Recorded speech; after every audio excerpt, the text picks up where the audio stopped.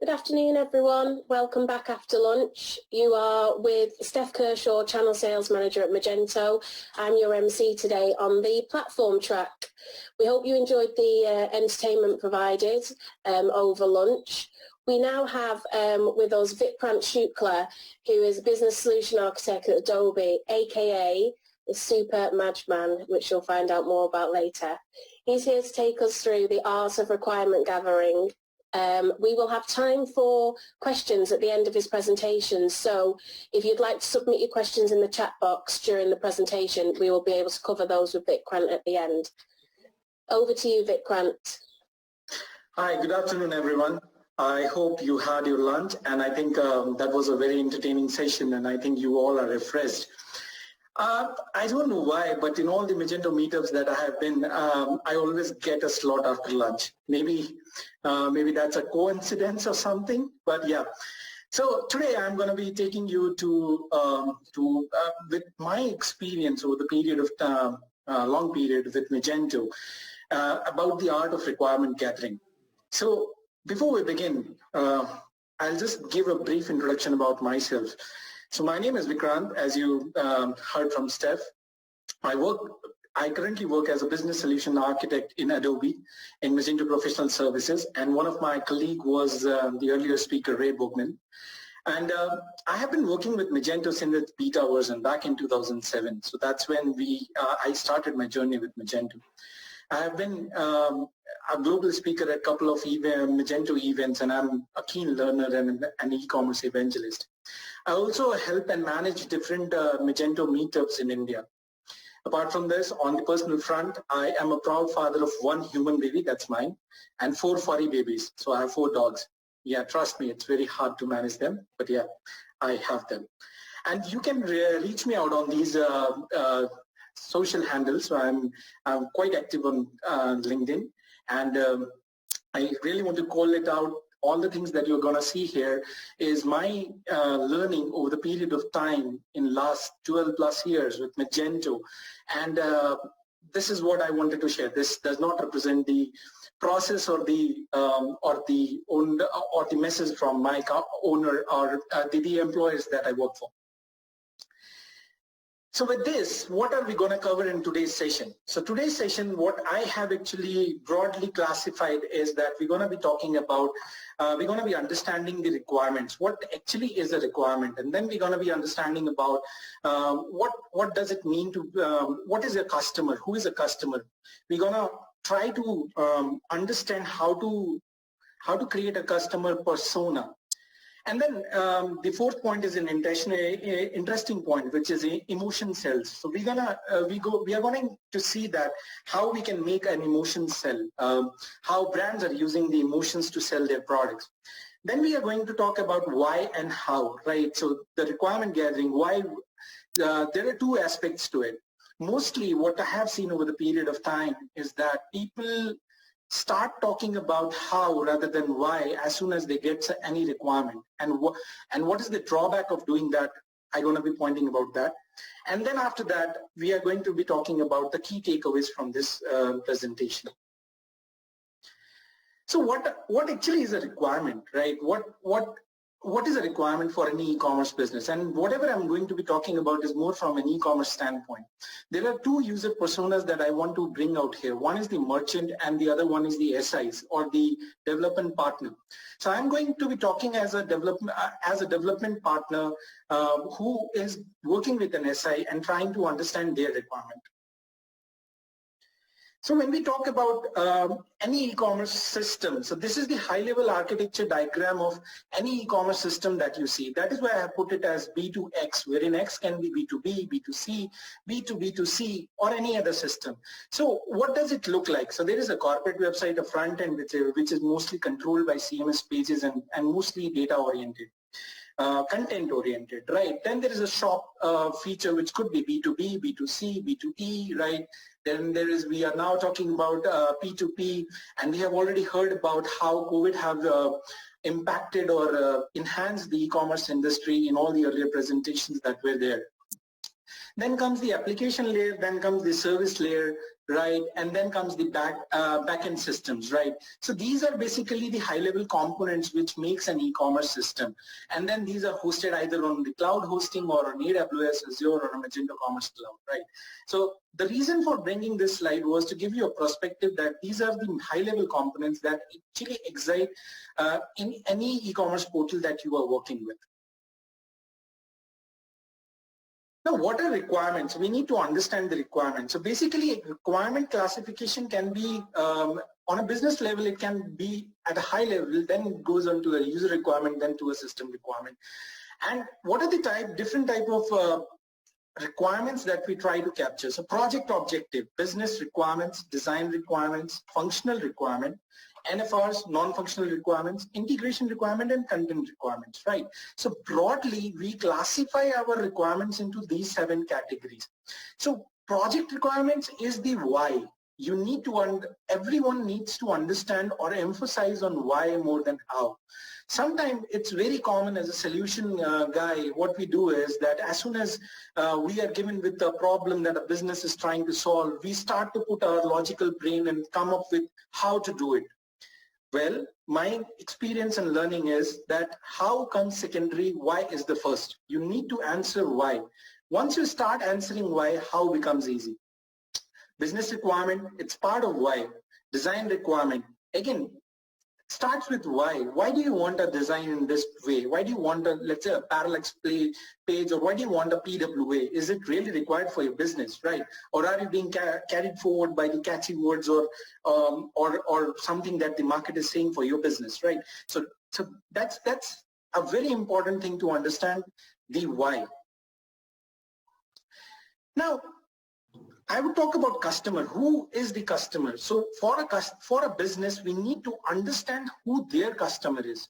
Again, coming from the point, assume you are a business solution guy who is working with a vendor, and now you need to propose a solution for the vendor.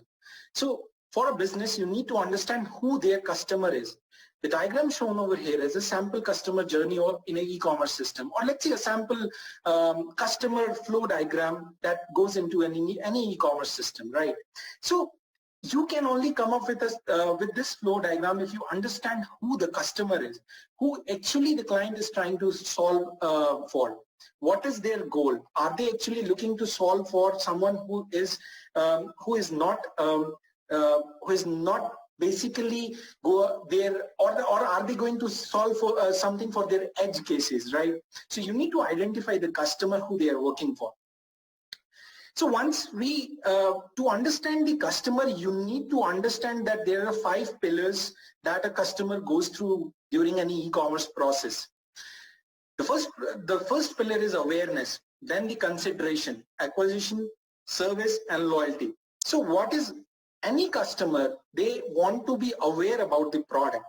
So while you are understanding the customer, you need to talk to the business and ask them, how are you going to make your customer aware about your project?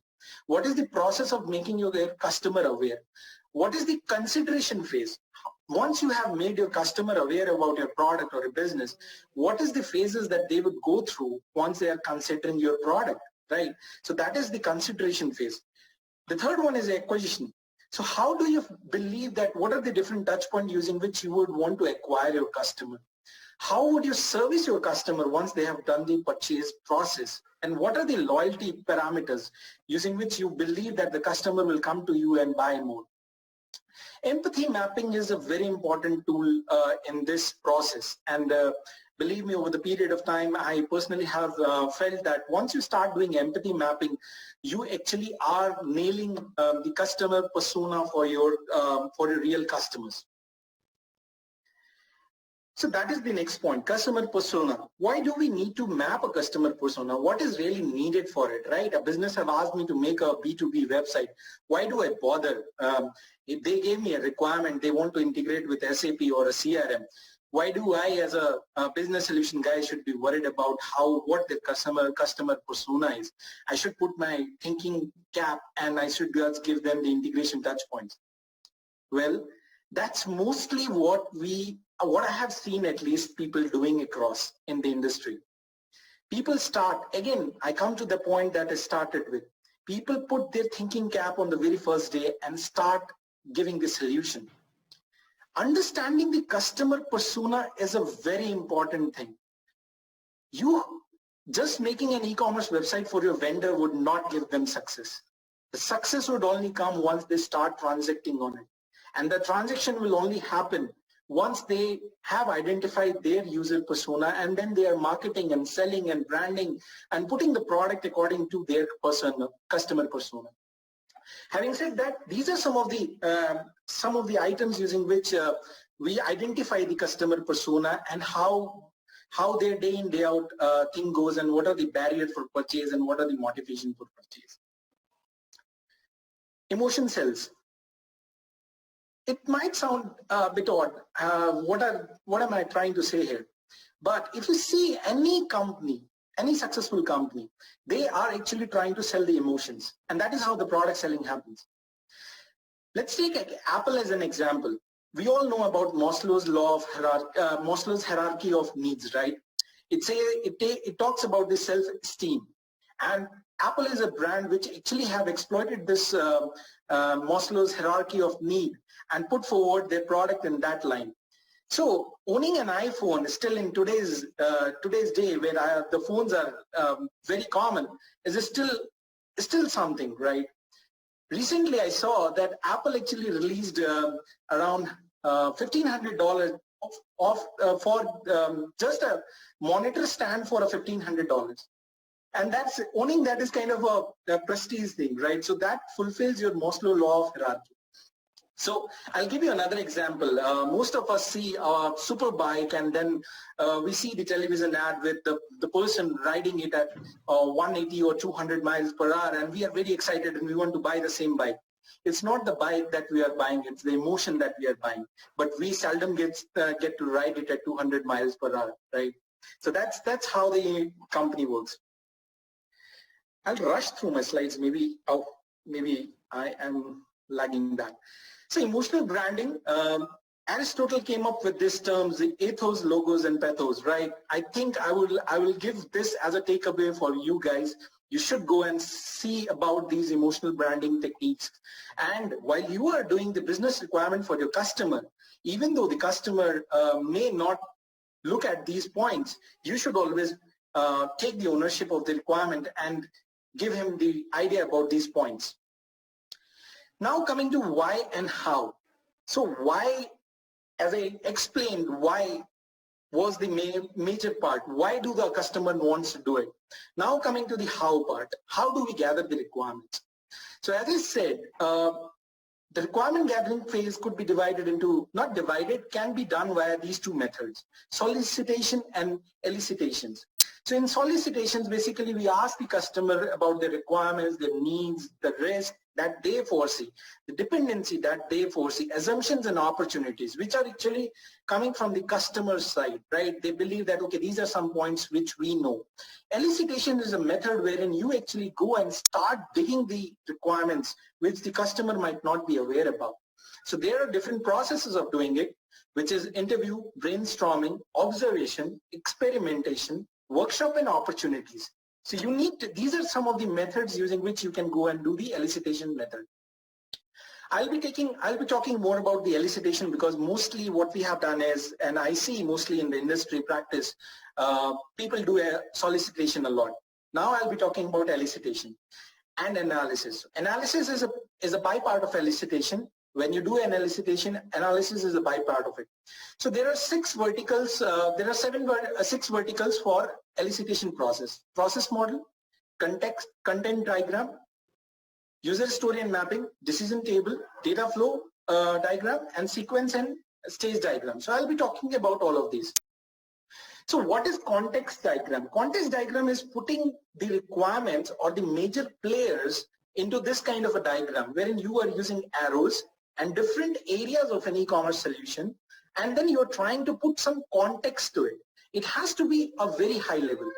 Do not connect the user roles to each other or the rectangle entries, right? So basically what I'm trying to say here is You do not need to create all the links over here. This is just a very high level context to understand what the customer is really trying to do. And do not make it a technical architecture diagram. This is just the context diagram. User stories, we all know user stories, right? User stories is who, what, and why, which means in terms of the who, what role is needing what goal and what is the benefit. So in the diagram that you see, the top row is basically the pillars. So the white columns are the pillars.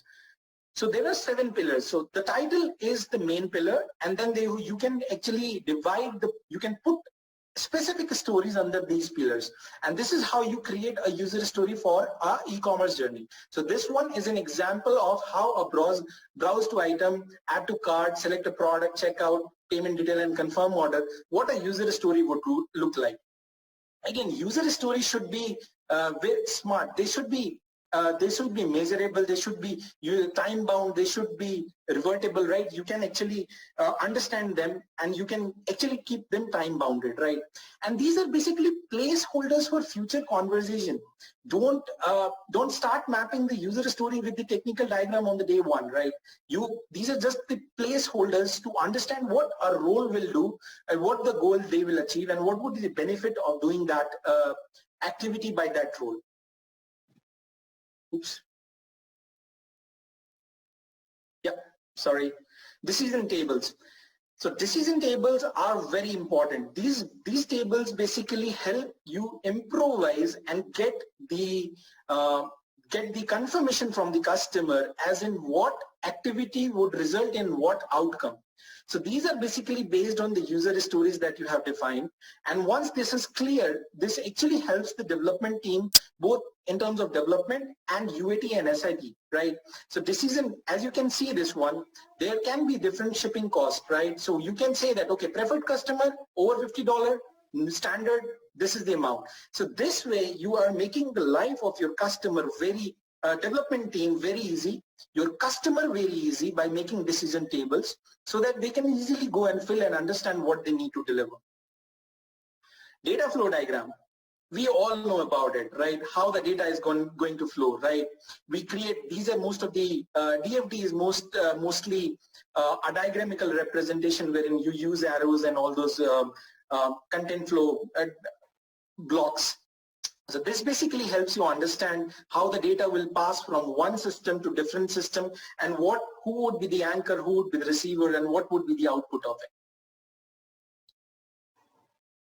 So this is basically visual representation for the process that is going to be happening. These are something very important. State and sequence diagram. So state and sequence diagram basically illustrate that what state the object would be and what would be the sequence of each stage. So as I am taking you through this one, this is basically about a shipping journey, right? What if an item is in cart and the customer goes to the checkout or the confirmation and cancels, what would be the state? What state would deliver what thing to the project, and how that thing will impact the overall project performance? Again, creating these diagrams basically help you get the confirmation from your customer very easily. And a picture speaks more than 1,000 words, right? We have always heard that. So these diagrams and these tables are basically very important to ensure that you are freezing your requirement very properly. Sequence diagram. This is one of the sequence diagram. What would, it's again a tabular. You can actually create it in 2 ways. The one that I showed earlier, and this is the other one that you can make up. So basically this helps understand various messages flow between people and systems. So let's say it's basically the communicating way between the customer, the vendor's customer, and the business orientation or the system that is there. So this is the other way that you can create a sequence diagram. So customer, user interface, and system. So how are each going to be interacting with each other is what the sequence diagram is going to speak about. The sequence diagram is very important when it comes to gathering high-level B2B requirements or high-level system requirement, because you need to understand how your system is going to be working with the ERP system, CRM system, and when and which state the data would flow and what would be the sequence of the data flow, right? So these are some of the very important ways to collect these slides. I think I rushed, right? So now we come to the takeaways. Yes, I'm going to spend a few more minutes over this slide. So according to me, these are the takeaways from my presentation. Trust me, there is no silly question while doing requirement gathering. If you are not sure that, hey, the customer might feel that I don't know something if I ask it, maybe what you can do is you can paraphrase it. So you can use something like this. Okay, taking John as a hypothetical customer, you can always say, hey, John, okay, so I understand and I want you to validate my understanding, and then use your requirement. So that way, if you are very much sure about something and if you still need a validation, you are just paraphrasing it, and the customer would always say, yeah, you are right. So don't shy away from asking any silly question while you are doing requirement gathering, because there is nothing called silly question. The second very most important point, which I have embedded in my journey, and I actually believe should be in everyone's, the psychological ownership of project is on you, not on your client. So mostly what we do is, or what I have seen in the industry is that people say, hey, you gave me this requirement, you should have made it clear about it, and I just did what you asked me to do. But we need to understand the ownership of the requirement is not on the customer. The ownership of the requirement and validating the requirement is on you. And that is where you need to focus about it. And that not only goes to the requirement, that also goes to the delivery. The third one, don't over-engineer. I have seen this happening a lot. Magento is a very powerful solution.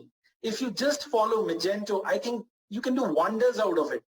Just don't over-engineer. Keep it simple. Again, coming to the first point, use a silly method called ask. Trust me, it works. It has always worked for me. And I think that's what you need to do. We know customer is the king, and requirements are important to be a worthy knight. So if you want to be the shining armor in the client's project, you need to understand this and you need to validate the requirement.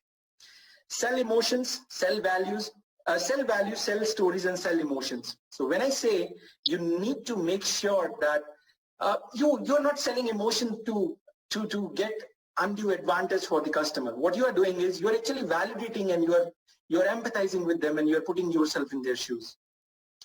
Again, the final word, ensure to define assumptions, in scope, outscopes, dependency, and definition of done clearly. I'll just come to the last point, the definition of done.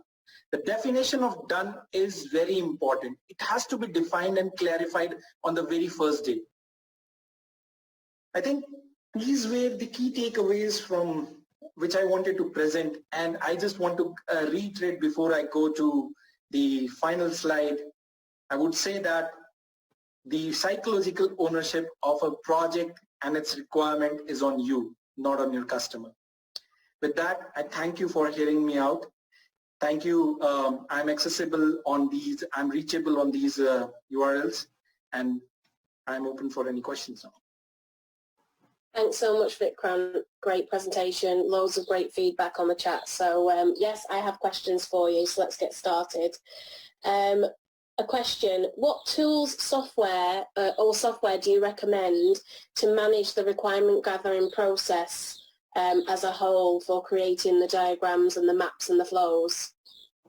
So there are different tools and processes. All of them depends on the clients and the customer or the company that you're working in. Maybe Lucidchart is one of them to map all these requirements. The other one can be Balsamiq, which is very very popular in the industry. In terms of Jira is a very good tool to map all of these case study use cases and everything and get validation and work in a more agile method. So totally depend on what kind of setup you are in. But the most important point, irrespective of the kind of the setup you are or irrespective of the kind of the tool you use, is to understand that it's client's business, right? It may be one odd website for you, but it's kind of a huge investment that a vendor or a business owner or a merchant is putting into the system. So ensuring their success should be parameter one. Even if you may have to bypass some of these processes which I said, doesn't matter. Success for the customer is what should be the prime objective. Perfect, thank you. So I've got another question. Are there any resources you can share that would provide a good starting point for defining typical out-of-the-box Magento 2 B2C, B2B customer journeys? So the goal here is to accelerate the discussion of out-of-box features to focus the time on aspects that need customizing. Well, that was a very small question. Anyways. Yeah, so I'll tell you, basically Magento already has the out-of-the-box feature list published on its website. It has both, it's both for 2.3.5, B2, I think it's for B2B as of now, not for B, and it does also include for B2C. So that can be the out-of-the-box feature which you can identify and which you can, while you are doing the requirement or let's say converting your business requirement into technological requirement, you can always review those and be sure that you don't over-engineer over there. Again, I'll just try to highlight it again. Please don't over-engineer. I have seen this happening a lot and it is not good for the project. It actually ends up creating more mess than help. So ensuring that you don't over-engineer, you use out of the box, and coming back to the point, maybe you guys will feel, why am I repeating the same statement again and again? Ensuring client success should be P1, priority 1, or let's say even priority 0 while you are doing business requirements. Thank you. We've got some more time for questions, so I'm going to keep going through them if that's okay. Yeah. So I've got another one here. As a client, do we need to speak with the partner to go through each requirement to ensure there are no misunderstandings? By the way, this could become overwhelming with hundreds of requirements. Have you got any advice around that?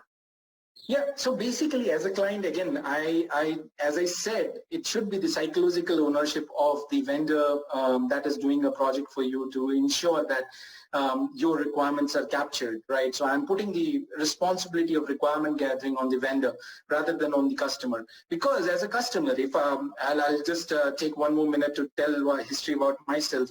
I have been a small-time merchant myself. So if I am a merchant and if I'm investing in, let's say, manufacturing or creating a product or a brand for myself, my focus would be on the business, not on the technical requirement, right? I may not be that technical as well as a merchant. But so the responsibility is totally on the vendor or someone who is going to do the project for you. But as a merchant, you should validate it so that later down the line, there is no gray areas. And that is where, again, I put the responsibility on the vendor, saying that the definition of done should be defined before the project's kickoff. And that it's very hard to do that, not an easy from either side, because as a merchant, I may need to change some of the requirements down the line. But yeah, at least there should be, if not, if there are 100 requirements, at least 80 should be defined what would be considered as a definition of done. Okay, thank you very much.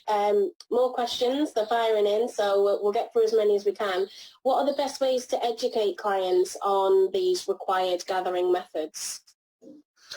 You don't need to educate them for requirement gathering methods. So that is what I'm saying. The responsibility or the psychological ownership is on you. It's basically us who have to go and create the requirement in these ways, which is very easy for the merchant to understand. Again, let's take the example again. A merchant who is a manufacturing unit. Let's say COVID, right? We all heard people are seeing Black Friday day sales every day, and I am speaking with such merchants almost daily. So if they have some requirement, they will not come to you to discuss it. Okay, social login, how will you do it or what will you do it, right? They just need social login as a very basic example. And it's you who have to define everything, make it very simple for him in a layman language to understand. So maybe I'm putting a lot of let's say work on the vendors or the SIs by saying that the psychological ownership of the requirement is on them and not on the merchants. But yeah, you don't need to educate them. You just need to verify what you have developed for them. Okay. You mentioned COVID. We've got a question here. During the COVID period, what changes have you found with the requirement gathering, moving away from face-to-face meetings? Have you seen any? Absolutely, a lot of them now. Any call that that starts with with any customer, first 2 or 3 minutes only goes in this: am I audible? Are you seeing me? Is everyone in the room now? So these are the 3 statements that we all of us hear in any call that we do now, right? So, or maybe the other one, okay, oops, I was speaking on mute, right? So on the funny side, these are some of the changes that has happened. Yes. The requirement gathering process has slowed down a bit, I would say that, during the COVID process. Sitting in a room doing the whiteboards together was much easier. But these are new normals. This is how the world is going to evolve. And I think we already are shaping ourselves according to this. Okay, thank you. We've got a few more minutes and there is some more questions, if that's okay, Vikrant. Very popular today. Absolutely. The next question, what would happen or what would be the best process if requirements change midway through a project? They've experienced this many times with clients. I have also experienced that. And that is why I say the definition of done should be defined at the very first stage. So let's say at the very starting, if you are able to clarify with your customer that, hey, these are the requirements, right? Write down the assumptions. As my slide said, write down the assumption. I'll just bring it again, maybe the takeaway, the last point. Write down the assumptions, in scopes, out scope, dependency very clearly. Don't leave any ambiguity. If you are not clear, maybe don't estimate for it. Don't quote for it while you are going for the project. But these 4 items should be clarified very clear in black and white. Again, not to call out anyone, but I have seen instances wherein vendors have gone ahead not to clarify something and chosen a route of going towards change requests later on when the project goes in. Having multiple change requests may be required for the project based on its complexity, but should not be a standard practice that should be followed across. Perfect. We've got one more question, if that's okay. I'm just going to get to it. So do you think that emotions may create challenges while requirement gathering? I think you are taking the word emotion wrong here. Emotion is basically understanding what the client is trying to sell. Let's say the client is a gym supplement product owner. Now you need to think what a gym supplement owner would want to sell online. What is the terminology he would want to hear? He would want to hear more about the terms like protein, creatine, right? Or maybe he would want to hear something like how the health industry is going, or how what can be the parameter that he could include in his project while talking to it, while doing it. I'll give you a very quick example about pet industry. So as I said, I have 4 dogs, right? It's a very close industry to my heart. So while I was talking to someone earlier, and they are a pet marketplace, so while talking to them, I said, hey, why don't you just go ahead and do a subscription thing? Because every pet owner or a pet parent would want a subscription-based model on the website. And the client was like, yeah, I think that's a brilliant idea, right? It was not in his scope, but this is just an example how you can use his emotion to understand the requirement better and clarify it and add, let's say, more requirement to it. So that is where the word emotion comes. Again, to the example of, let's say, Ferrari, or let's say, or let's say, man, the fancy cars, right? When you go to the trade show, with a car, there is a very beautiful model standing beside it, right? Why do you need a model to beside a car in a trade show? You are there to see the car, right? But that's the kind of the emotion. Maybe a wrong example, but yeah, that's how emotion sells. It's good. Thank you. Well, we've come to the end of the session. Thank you for answering all those questions, and the feedback on the chat's been amazing, Vikrant. So thanks so much for your time today. It's been brilliant. We now have a 5-minute changeover, and you can either stay with us on the platform track for John Stockton's session, or you now have time to join another track. And don't forget, our sponsors are available to talk to all day, so if you want to have a chat with them, go to the Expo tab and have a chat with our sponsors, and we'll see you at the next session. Thank you, everyone. Thank you. Bye-bye.